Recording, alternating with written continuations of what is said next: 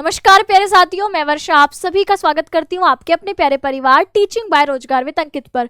CTET में पूछे जा रहे आपके सवाल सीसीई यानी कॉन्टिन्यूअस एंड कॉम्प्रिहेंसिव इवैल्यूएशन पर हम आज की वीडियो में बात करने वाले हैं।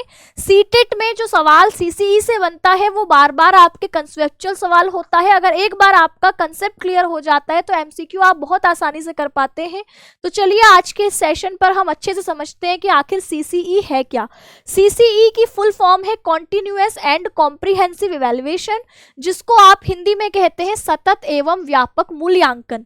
तो सबसे पहले जरूरी है समझना सतत होता क्या है। सतत मतलब है लगातार, कॉन्टिन्यूअस, जहां आप लगातार मूल्यांकन करते हैं। जैसे आप बच्चे को पढ़ा रहे हैं तो बच्चे को पढ़ाने में आप ऐसा नहीं कि सीधे साल भर के बाद, मतलब पूरे एक साल के बाद ही बच्चे का इवैल्यूएशन करते हैं, ऐसा नहीं होता। आप थोड़े थोड़े समय पर बच्चे का टेस्ट लेते रहते हैं, क्लास में कुछ क्वेश्चंस पूछते रहते हैं। तो यह है लगातार किया जाने वाला मूल्यांकन। इसी को आप सीसीई में कॉन्टिन्यूअस शब्द से समझते हैं, सतत शब्द से समझते हैं। व्यापक का अर्थ क्या होता है? व्यापक मतलब है कि हम सीखने में केवल ऐसा मूल्यांकन नहीं करेंगे जो छात्र के केवल आपके ये दिखाएगा कि छात्र लेखन कौशल में कितना बढ़िया है या पढ़ने लिखने में कितना बढ़िया है। नहीं, वह बोलता कितना है, क्लास में उसका अनुशासन कैसा है, वह किस विषय को कितनी तेजी से समझता है, ठीक है, वो किन किन चीजों में अच्छा है, पढ़ाई के अलावा वो बाकी गतिविधियों में कैसे पार्टिसिपेट करता है, ये सब छात्र के व्यापक पक्ष को दिखाते हैं। तो यहाँ मूल्यांकन केवल पढ़ाई लिखाई में देखना नहीं, बल्कि उसके हर तरीके के पक्ष का मूल्यांकन करना व्यापक मूल्यांकन होता है, कॉम्प्रिहेंसिव इवैल्यूएशन होता है। तो भाषा शिक्षण शास्त्र में सतत एवं व्यापक मूल्यांकन एक ऐसी मूल्यांकन प्रणाली जिसमें छात्र के संपूर्ण भाषा विकास को निरंतर यानी लगातार और बहुआयामी, केवल एक यूनी डायमेंशन नहीं, उसको आप हर डायमेंशन में देखेंगे तो इस रूप में परखता है। यह केवल परीक्षा अंक पर आधारित नहीं होती, बल्कि सीखने की पूरी प्रक्रिया पर आधारित होती है। तो सतत है शिक्षण अधिगम की प्रक्रिया में पूरी अवधि में लगातार किया जाने वाला मूल्यांकन। तो सिखाने की प्रक्रिया में और छात्र के सीखने की प्रक्रिया में आप जब लगातार उसको मूल्यांकन करते हैं, जैसे मैं क्लास में कुछ पढ़ा रही हूँ, कक्षा कार्य होमवर्क दे रही हूँ, कुछ सवाल पूछ रही हूँ, छात्र उसके मौखिक उत्तर दे रहे हैं, ठीक है, छात्रों को समूह में कार्य करा रही हूँ, ये सब क्लासरूम में करी जा रही एक्टिविटीज, ये सब आपके जो है लगातार आप उसको देखते रहते, मूल्यांकन करते रहते, कौन छात्र कितना पार्टिसिपेट कर रहा है, कितना सीखता है। यह केवल वर्ष के अंत में की गई परीक्षा पर निर्भर नहीं होती, इसमें आपको तुरंत फीडबैक मिल जाता है कि आपके किन छात्रों ने समझ लिया है, किन छात्रों ने नहीं समझा है। जिन्होंने नहीं सीखा आप उसको दोबारा सिखाते हो, सुधार करते हो। अगर ऐसा होता है हमने कोई विषय पढ़ा और ज्यादातर क्लास को नहीं आया, तो यानी हमको अपनी पढ़ाने की विधि बदलनी पड़ेगी।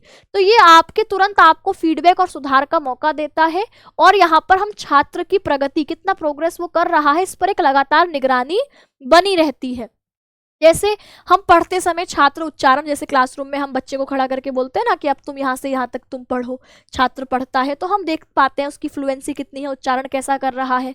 बातचीत के अवसर बच्चे को देते हैं ताकि भाषा प्रयोग समझ पाए, लिखने में बच्चा कहाँ कहाँ गलतियां कर रहा है। तो ये लगातार आप लोग बच्चे को इवैल्यूएट क्लासरूम में करते रहते हो।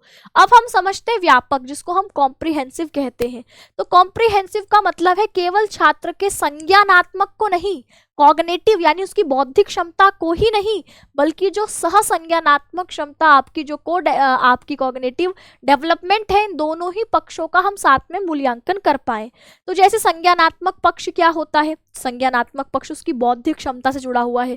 छात्र को भाषा ज्ञान कितना है, शब्दावली पर कैसी पकड़ है, व्याकरण के नियमों को कितना जान पाता है, पठन अवबोध कैसा है, लिखने में कैसा है, लेखन क्षमता कैसी है, ये सब उसकी बौद्धिक क्षमता, संज्ञानात्मक पक्ष को, कॉग्निटिव एबिलिटी को दिखाता है।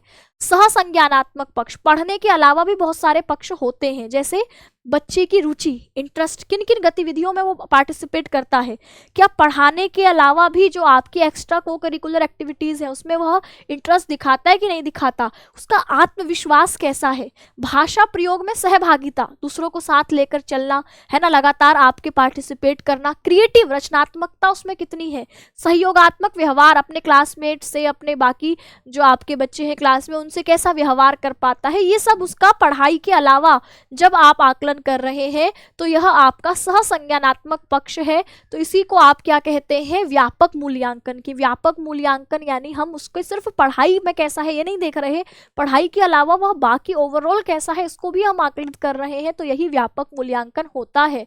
तो भाषा कौशलों के हिसाब से हम सीसीई का प्रयोग कैसे करते हैं, सतत एवं व्यापक मूल्यांकन का प्रयोग भाषा शिक्षण में कैसे किया जाता है। जैसे सुनने में मुझे बच्चे के श्रवण कौशल का मूल्यांकन करना है, तो श्रवण कौशल के मूल्यांकन में मैं बच्चे को कहानी सुनाती हूँ, कहानी सुनकर उससे कुछ प्रश्न उत्तर पूछूंगी तो मुझे पता चल जाएगा वो कितने ध्यान से सुन रहा है और सुन के कितना समझ रहा है।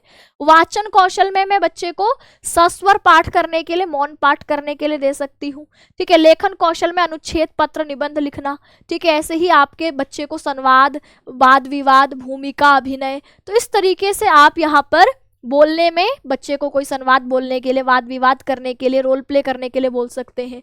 फिर रीडिंग में आप बच्चे को सस्वर पठन करा सकते हैं, मौन पठन करने के लिए बोल सकते हैं। तो इस तरीके से आप आकलन करते हैं। सीसीई का उद्देश्य क्या होता है, सीसीई का उद्देश्य होता है ताकि परीक्षा का भय कम किया जा सके। जब थोड़े थोड़े समय पर आप बच्चे को लगातार क्लासरूम में ही उसका एवेल्युएशन लगातार कर रहे हो तो वह जो अंतिम परीक्षा होगी उससे डरेगा नहीं, क्योंकि वो थोड़ा थोड़ा करके रोज सीख रहा है। इसमें भाषा सीखने को आनंददायक बनाना, कि एक प्रेशर ना हो कि पूरा साल बच्चा मस्ती करता रहे और अंत में उसके दिमाग में प्रेशर है कि हमने तो पूरे साल पढ़ा ही नहीं। तो ये आपके आनंददायक कि आपके गतिविधियों के माध्यम से आप सिखा रहे हैं, आकलन होता रह रहा है, बच्चे को स्कोर मिल रहा है, तो ये एक आनंददायक प्रक्रिया है। बालक केंद्रित शिक्षण को बढ़ावा देना, कि भैया चाइल्ड सेंटर्ड अप्रोच को बढ़ावा देना। व्यक्तिगत अंतर को ध्यान में रखना, हर बच्चे की अपनी अपनी क्षमता होती है, कोई गणित में बहुत अच्छा है, कोई विज्ञान में बहुत अच्छा है, कोई किसी और विषय में, कोई पढ़ाई में बहुत अच्छा नहीं, खेलने में बहुत अच्छा है ना, आपके किसी खास गुण ड्राइंग में बहुत अच्छा है। तो ये है कि हम व्यक्तिगत अंतर हर बच्चे में होते हैं, इसको ध्यान रखते भी आप अपना मूल्यांकन करते हो।